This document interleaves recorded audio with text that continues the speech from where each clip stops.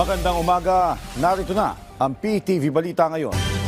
Ininspeksyon ni DPWH Secretary Vince Dizon ang flood control project sa kahabaan ng Araneta Avenue sa Quezon City ngayong araw. Tinalakay din ng kalihim ang planong paglalagay ng pumping station sa San Juan River bilang karagdagang hakbang upang maiwasan ang pagbaha sa naturang lugar. Si Bernard Ferrer sa detalye. Bernard? Yes, George, puspusan ay sinasagawang hakbang ng Department of Public Works and Highways or DPWH sa flood control project sa habaan ng Araneta Avenue sa Quezon City. Ayon kay DPWH Secretary Vince Dizon sa kanyang pagbisita sa lugar, target na matapos sa huling linggo ng Pebrero ang drainage improvements sa bahaging bago umabot sa E. Rodriguez Avenue. Kasunod naman ito, idadagdag din ang drainage improvement papasok ng E. Rodriguez Avenue hanggang sa San Juan River na sisimulan sa Pebrero at inaasang matatapos sa Mayo 2026. Umaasa ang kalihim na malaking ginhawa ang may dudulot ng proyekto sa mga residente at motorista sa lugar. Kaugnay nito, magsasagawa ang DPWH kasamang Project NOAA ng isang simulation upang matukoy kung gaano kabilis bababa ang tubig sa low-lying areas.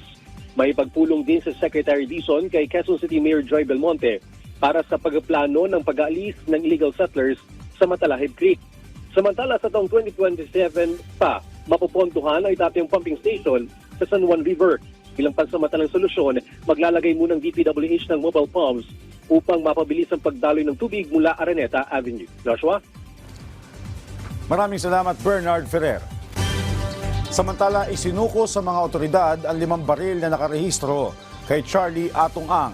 Ayon kay Firearms and Explosive Office Chief Police Brigadier General Jojo Manalad, ang abogado ng negosyante ang nagsuko ng mga baril at tinanggap ni Mandaluyong Police Station Substation Commander Police Captain Danilo Monserrat Jr. Kung armas ay ang Colt rifle na may 5.56 caliber, Glock 9mm at Smith & Wesson 38 caliber revolver.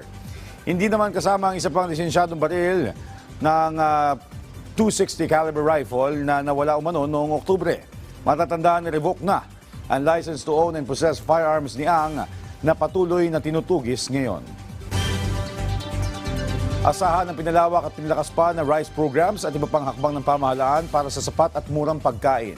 Sinabi yan ng Department of Agriculture sa harap ng malaking pagbaba ng bilang ng mga Pilipino na nagsabi nakaranas sila ng paghihirap pagdating sa pagkain.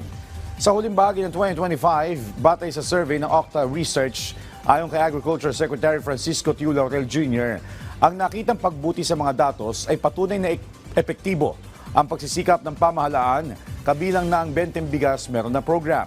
Kaya naman anya, ngayong taon ay target nilang mapaabot ang 20 bigas sa 15 milyong pamilya o nasa 60 milyong mga Pilipino. Asahan din anya ang pagbuti pa ng food security ng bansa, lalo na't binuhusan ng pondo ang agriculture sector ngayong taon na malaki ang may tutulong para sa pagpapatayo ng mga infrastruktura, produkto at kita ng mga magsasaka at ng mga mangingisda. At yan ang mga balita sa oras na ito. Para sa iba pang updates, follow at ilike kami sa aming social media sites at sa @PTVPH. Ako po si Josh Garcia para sa Pambansang TV sa Bagong Pilipinas.